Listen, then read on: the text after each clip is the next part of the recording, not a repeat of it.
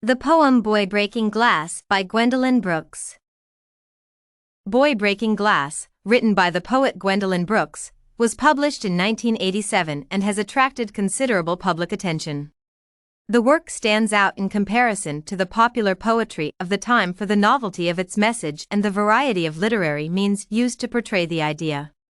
The text of the poem conveys a wide palette of emotions of the author, urging the reader to penetrate the depth of the message. The poem deals with the theme of vandalism and its artistic value within the framework of political protests.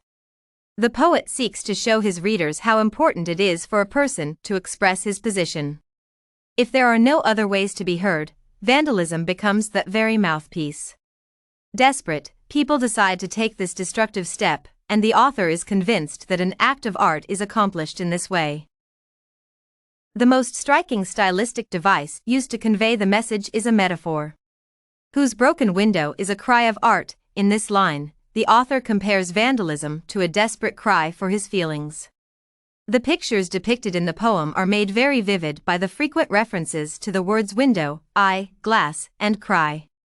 The last two words create a vivid sound, demonstrating the loud and desperate nature of what is happening.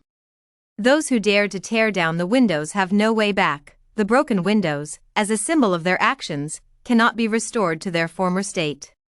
In the context of this poem, the word window has the contextual meaning of hopes for the better, which have been shattered because of political and social contradictions.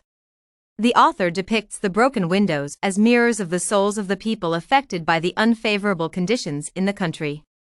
Thanks to the high symbolism, the reader is penetrated with sympathy for those who commit an act of vandalism, trying to understand the true causes of the latter.